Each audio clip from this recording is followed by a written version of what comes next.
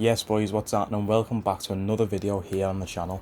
Today's video is going to be a little general quick guide really on how to find good players and the most overpowered players on FIFA 20 Ultimate Team. Now, there's a few certain stats that you want to be looking out for when you need a player, you know. A lot of people always ask me all the time, who's the best player for this position? Who should I get up front from this league? And I don't know a lot of the cards on this game, but this guide is a general guide that you can follow with any player that you pick up on the market or you see or you're thinking about buying, and it'll give you a good insight really into whether they're going to be good or not. Now, stats are just a number. I've tried players on this game with incredible stats and they've been absolute stinkers, but it gives you a guide to go off, you know. I mean, with my team at this point, it's not really fair to say, oh yeah, look for this stat, because pretty much all the stats in this team are 90 plus. But just dropping down to the bench here, we've got a Mane at the end there. Like, Mane, I don't know how much he is these days. I bought him way at the start of the game for like 337k, you can see there. Now, straight away, when I see a new card come out at 6 PM on the content drops, when there's a new promo, or whenever I just pack someone or want to buy a player, straight away I'll bring up this card here with the player bio. You can obviously see the stats on the left, but I prefer to get more in-game of them. So you see the work rates there. Now, depending on the position, it depends what work rate you want. Attackers, you want high attacking, medium defensive or low defensive. And with defenders, you want medium or low attacking with high defending. Now, straight away underneath that as well, you can see the skill moves and the weak foot. With FIFA 20, like, at the standard of gameplay that you're going to be playing on this game, because everyone's a sweat now, you know. Everyone watches YouTube, everyone learns the meta of the game, you know. Everyone's a sweat. Now, you need at least 4-star weak foot, because if you've got, well, I'm a bit hypocritical here because I have Griezmann on the left wing. Now, if we bring up Griezmann, we can see he's got 3-star weak foot there. Now, he's left-footed. If I'm playing a high-level player on Ultimate Team, they're going to know Griezmann has 3-star weak foot and he's left-footed. So if I get the ball on Griezmann's right foot, they're going to know that I'm going to cut back onto his left and try and hit it with his left. Because with a 3-star weak foot, the shooting, he's got 95 shooting, so, but it's still, you get some absolute stinkers when you shoot with your weak foot, even with 3-star weak foot and 95 shooting. It's always best to get onto the strong foot. And like I say, if you've got a high level player, they're going to know your player is left footed, you're going to cut back all the time, so they'll just defend that option until you can't do it, and then you'll have to pass it or take the absolute howler of a shot. That would be Griezmann's right foot. So yeah, getting into the stats then, we go back to Mane. You've seen the player bio there. You straight away go over to attribute details. Now you can see pace. Pace is always an important factor in FIFA. Always important factor in FIFA. At the start of the game, it doesn't really feel that bad, or like, I mean, that important really. But as you get later on, you know, I mean, just look at my defensive line here. I know this is an extreme example because my team is just silly. But look, 96 pace, 95, 90, 93. You know, some of these players are faster than Sadio Mane. It doesn't make sense. However, Varane, you know, 6'5", 6'3" centre back, faster than Mane, but it doesn't make sense. But that's just the way it goes. So yeah, we've got pace there, 94 pace, class. He's fast, he's rapid. When you look at the shooting stats, right, I think attacking positioning is an underrated stat. Not many people look at this or talk about this, but sometimes I'll have players on the wings or up front, and it seems like they never get into the game, or they're never there at the right times, you know, to get the rebounds in or whatever. And I think attacking positioning is an important stat to look for. Mane is 90, which is incredible, you know. Finishing as well, another very important stat to look at.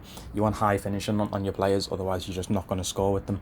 And shot power as well. Shot power is very important, because the current method in this game is fast, agile players, and you just bomb it down past defenders and smack it near post. So yeah, and by the way, for people who don't know what meta stands for, meta is like a gamer term that stands for most effective tactics available. You know, if you're playing Call of Duty Warzone, the meta on that is running a Growl with an MP5 or an SMG secondary with C4s. The old meta was snake shots, you know, RPG spam. That's what meta stands for, you know, most effective tactics available. So with near post shots being so overpowered, as long as you blast it, shot power is a very important stat. And you can see Mane there, he's got good shot power. You know, you want to see 80 plus on a lot of these stats that I'm talking about, 85 if you can, but as long as it's in the dark green on the stats, then you know you've got a decent little player there.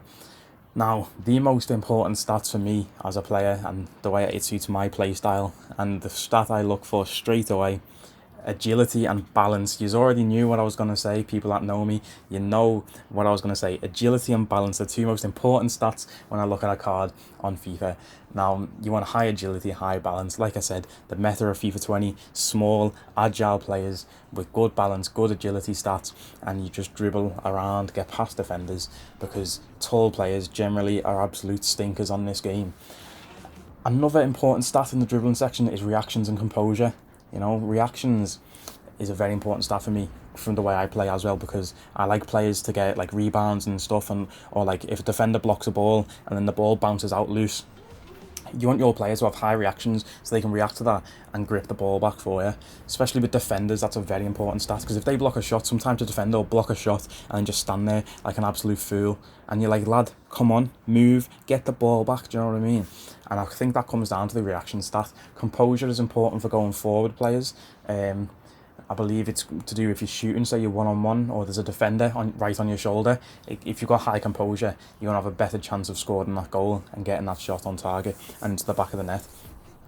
And last but not least, we have physical stats. I like high aggression on players, you know. I like my players to be aggy, get in there, get in the defenders' faces, win the ball back. And of course, stamina, very important on FIFA, especially if you're playing FUT Champions, because that can go to extra time and even penalties. So high stamina is very, very important on a player. But yeah, as you look through my team, these stats that I've mentioned, ridiculous, like the agility, balance, you know, I think the reactions is always like, and the composure is always in the 90s for everyone in the, right there. Did I just see that right? Mahrez, 83 reactions. Oh, that's atrocious. 600k I've paid on that guy. 83, ignore the rest of the incredible stats. 83 reactions. That's an absolute joke. EA have once again took a brilliant card and completely ruined him. Like, I've played 16 games with Mahrez and I thought he was quite good, but I've just noticed in that 83 reactions. Nah, he's unusable. I can't use him for this weekend league, guys. Let me know in the comments below who I should get him right mid instead, because that's an absolute travesty. But yeah, anyway, I'm only joking. It's a fucking class card, Mahrez. Yeah, like I say, those stats there is what you need to look out for to find good players on FIFA 20 Ultimate Team. Appreciate you watching the video. I hope I can edit out that stutter, because I know one of my mates is going to get onto me for that. But yeah, like, comment, share, subscribe, turn notification bell on, and I'll catch you in the next episode of FIFA Academy, which I forgot to introduce. I'm starting to say he's called FIFA Academy, which I do. Like my last video, custom tactics, well, I don't know which order these are going to go up in, but I've got a custom tactics video coming from the FIFA Academy, and I'm just going to do like instructional, like educational commentaries, you know, and gameplay of FIFA, like help people improve and that. I'm not the best FIFA player in the world, but I'm alright, you know. So I hope you're looking forward to that, and I'll catch you in the next video.